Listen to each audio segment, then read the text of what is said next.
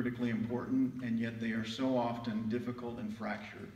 But Denny's best relationships in life were with his family.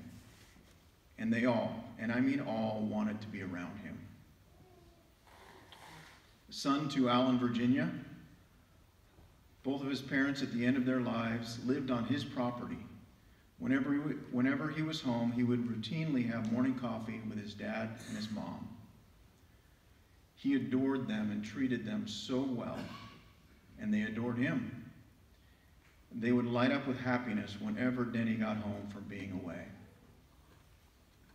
Brother to Alana, Sherry, and Scott, his respect and appreciation for them were clear. I never heard him utter anything but kind words about each of them.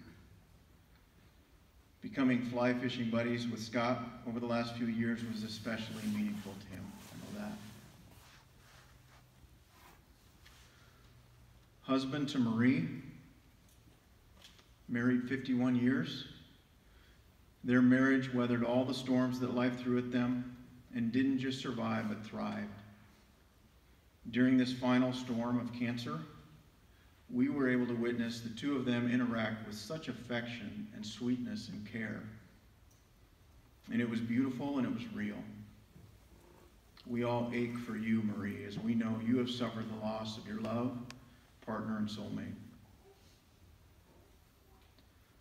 Father to Rhonda, Chanel, Rodney, and Matthew.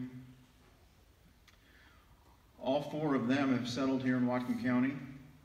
All four worked on his boat as a crew member, in Rod and Matt's case for years before launching out to captain their own boats. His children were his real treasures. He would do anything for them.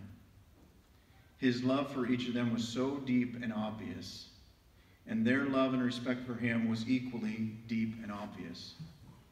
This is not an overstatement. Denny was a great dad. Those of us here that are fathers know full well what a challenging and amazing accomplishment that is. And then, some of you might be surprised about this, did you happen to know that Denny had grandchildren? I guess he wasn't very good at keeping that a secret. 13 of them. On behalf of the donor family, thank you to all of you that graciously put up with him bragging about his grandkids over the years. He was so proud of them, and they felt it, and it has made them better people.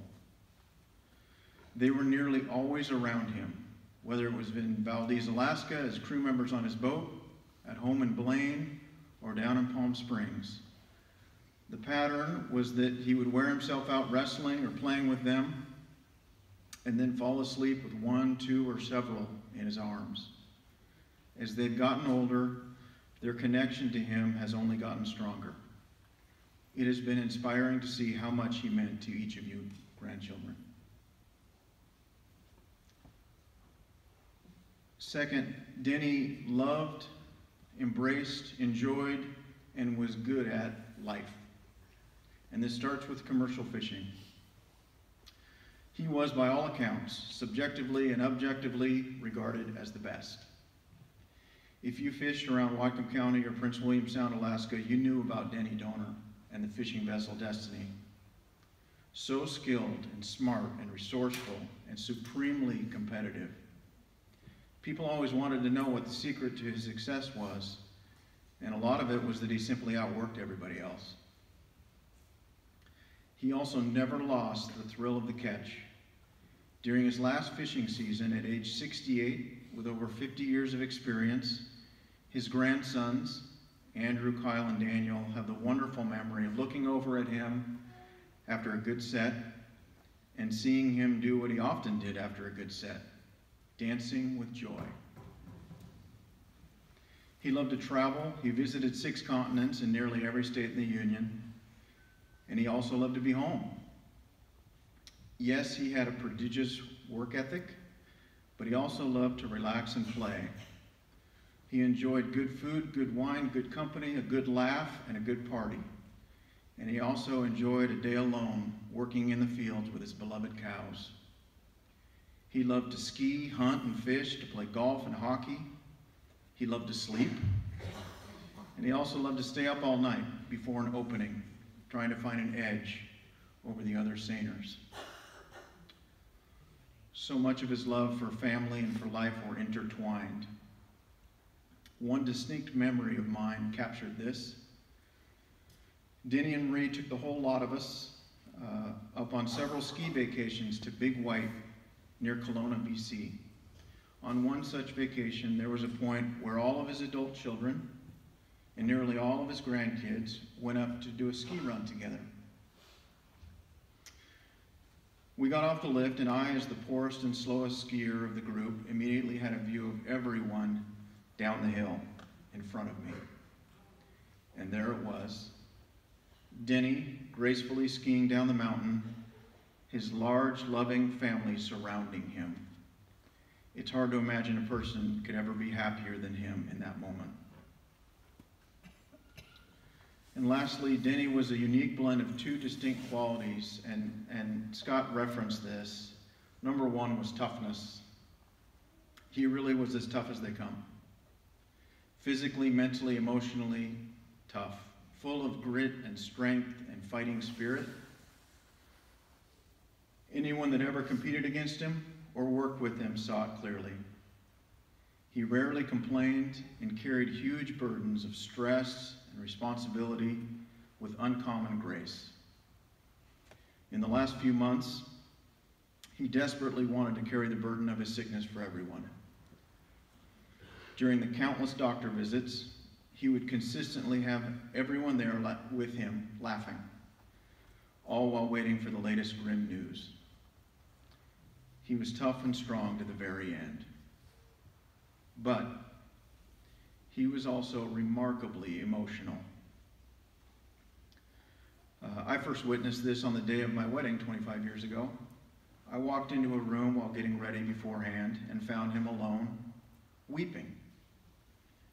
At the time, I figured it was because of his daughter's choice of husband.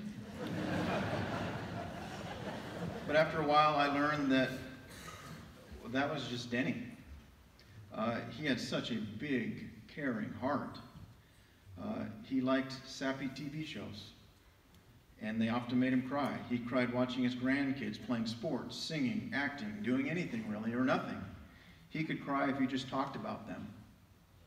He cared and felt deeply, and he demonstrated it with tears, with affection, and with boundless generosity. Such a combination of toughness and vulnerability is rarely found in a person, and it endeared him to most anyone who knew him.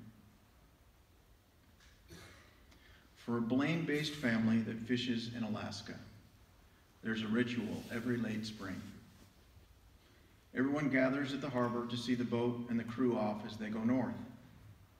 Hugs and goodbyes are exchanged, and as the boat leaves, the remaining family, friends, and loved ones go out to the pier to watch the departure. In those moments, there's a crashing of emotions. There's sadness and tears at the reality of the absence. There's hope for a good season.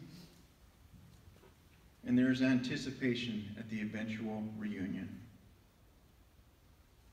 Today, we are all gathered at the pier. There is grief and tears at the loss, the reality of his absence. We miss him. There's hope that he is entering a good season, free of pain and suffering and burdens. And there is anticipation at our eventual reunion. Dennis Allen Donor, son, brother, husband, father, grandfather, friend, fisherman, hero, a life well lived.